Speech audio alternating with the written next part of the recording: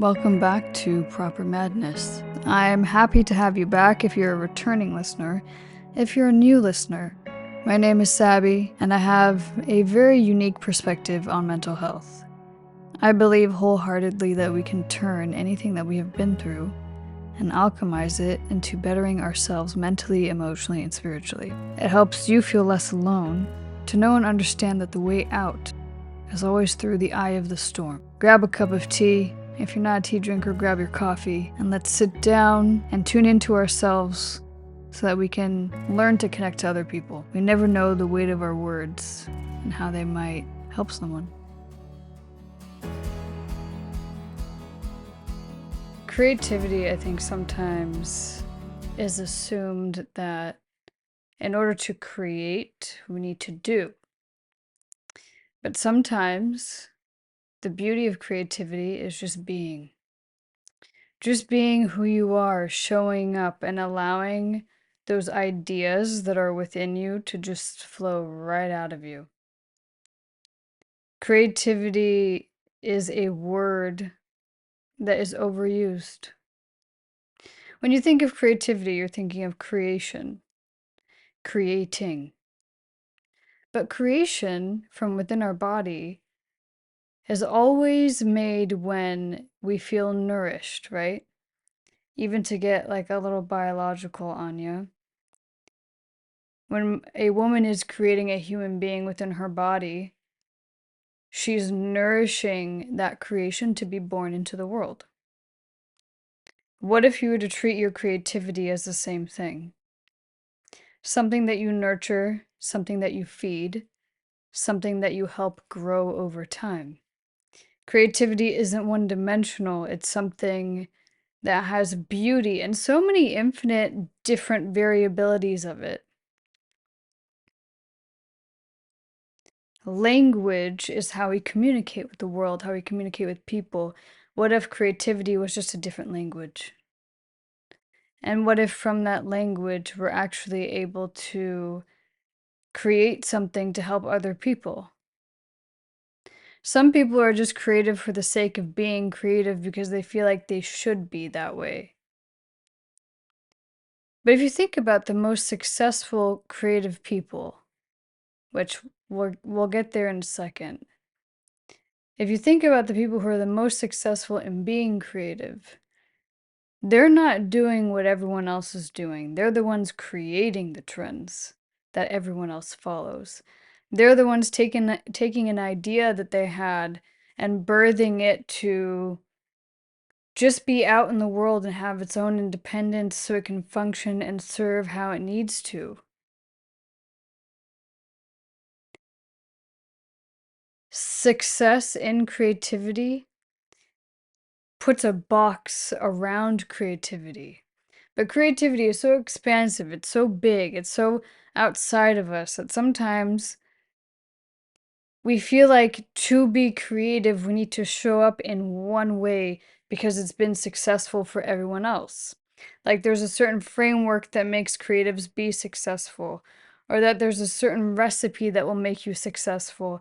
The reality is there's no recipe. The only recipe really is the answers that you create for yourself to move in a way and create in a way that is impactful and inspiring and moves people. Someone told me yesterday that something that I created moved them. To move people is what brings me pleasure in creating. If I can make you feel something, good or bad, I take pleasure from it. Because creativity is pleasure. Creativity is pleasure-based, yet for some reason, we want to make creativity be a robot. We want to make creativity be structured. Creativity is not structured, but you need structure in order to be creative. Some of the best creative ideas that I have had so far didn't come from me rushing and being impatient and just being creative and creating for the sake of doing it.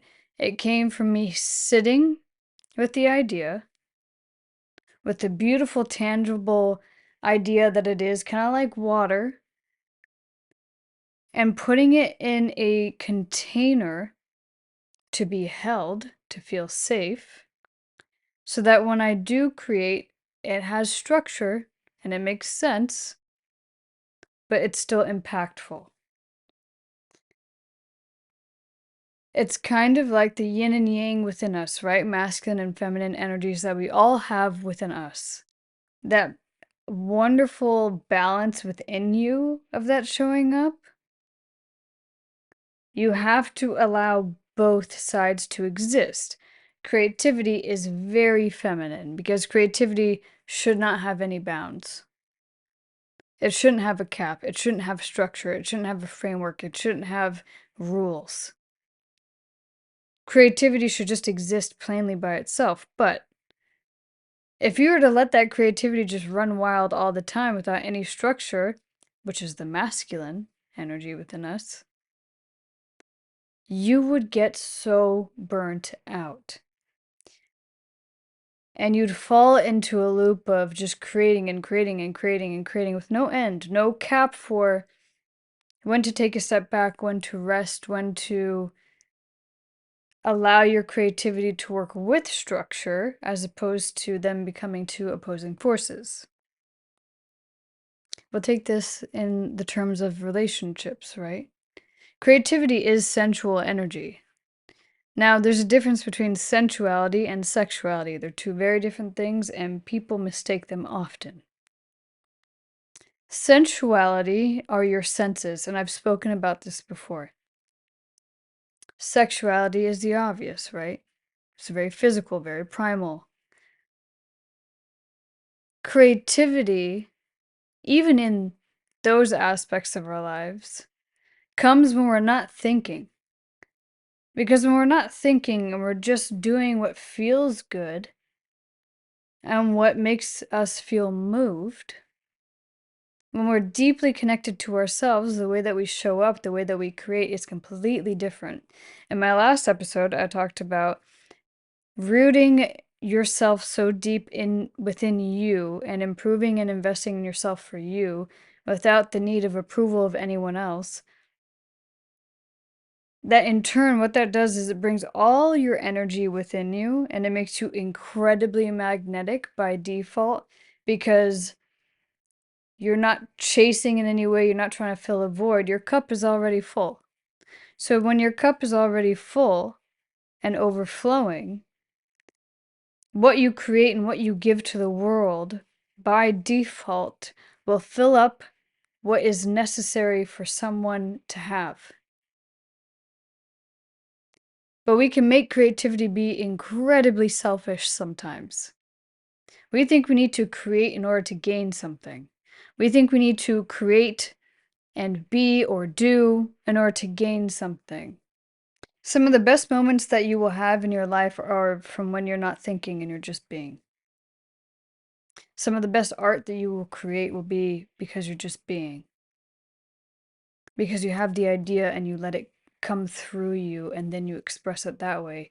And you think about the feeling that the video will give someone. I had some comments on some videos that I make on TikTok of people can feel the energy that I hold within me through the video. And it's almost like that energy is healing for them and it allows them to then heal themselves, kind of like it's a domino effect. What if the creativity that you hold within you is the secret to your business actually being successful? Sometimes we want to seek the answers and the help and the advice from everyone and anyone else outside of us because we don't believe that we have the answers within us. It's great to take advice from people. It's great to ask for their input, especially if they see you, especially if they have the capability to see you and to hold that space for you. But if you keep doing it too often, you will never learn how to create the answer within you. Instead of allowing your world to be the tool that guides you into the deeper realms of who you are, you're allowing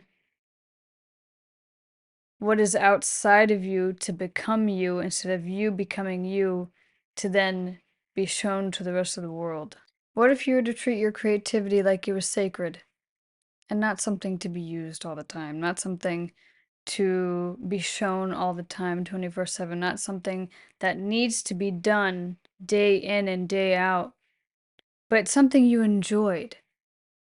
What if your creativity was something that you really truly felt pleasure in, instead of having all this pressure from the outside world of other creators who are louder, who are creating more, who are doing more, who are posting every second of every day because they feel like that's what they need to do to be successful? If you look at them and you look at their energy, they feel depleted.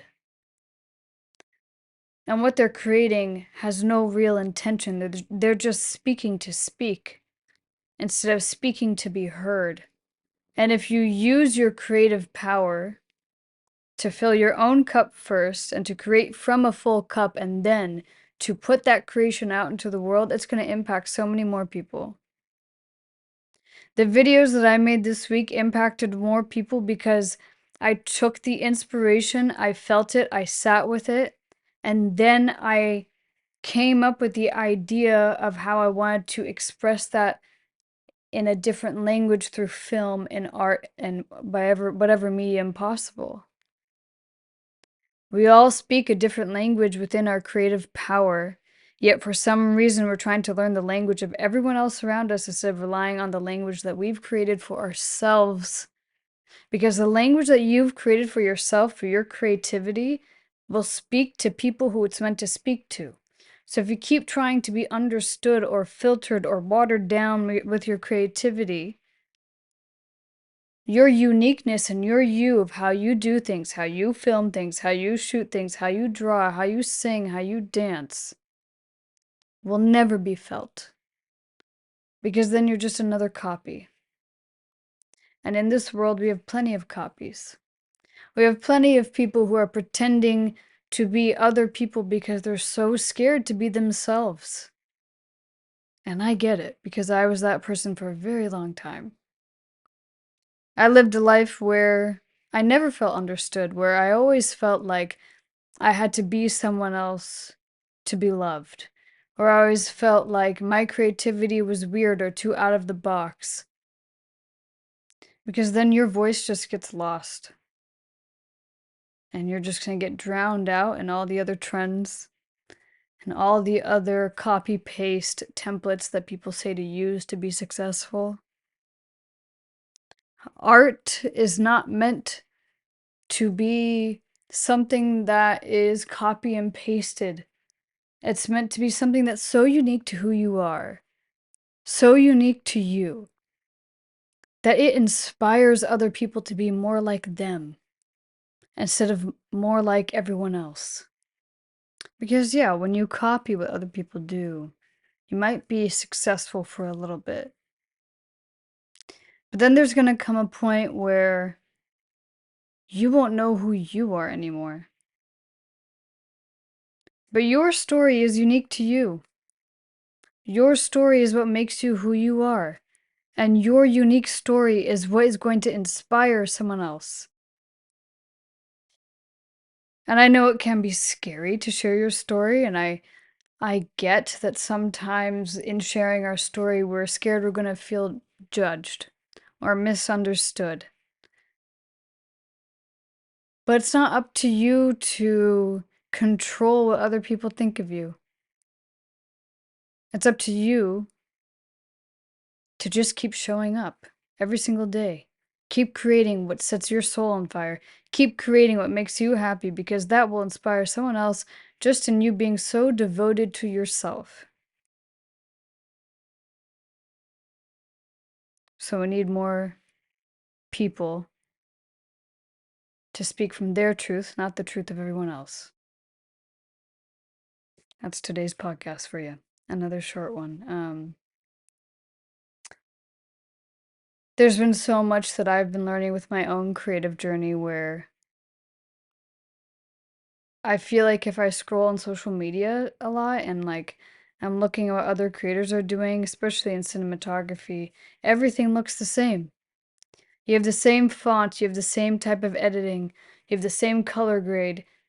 No one's doing anything that's like them. And it's sad. And so I'm starting to understand my purpose more and more on this earth. That in me going through this whole journey in my life of finding myself and becoming myself and choosing myself and being devoted to myself, it's here to help other people do the same, but through what they create and through their businesses and how they're here to serve other people. So with that, I hope you enjoyed today's episode. It's another shorter episode. My thoughts are becoming more succinct and more grounded lately, and I'm really enjoying that because I'm not feeling like I'm just sitting down to talk. But I hope you have an amazing day, and I hope this helped you in some way. And other than that, I will see you on the next one. I encourage you to follow, like, subscribe, and rate this so that it pushes it out to whoever else might need it. Thank you so much for listening. I hope you enjoyed this episode. And if you ever want to chat more about anything that this podcast is about, you know where to find me. I'm on Instagram, Twitter, and good old TikTok. And be sure to stay tuned for my Tea Time with Sabby episodes.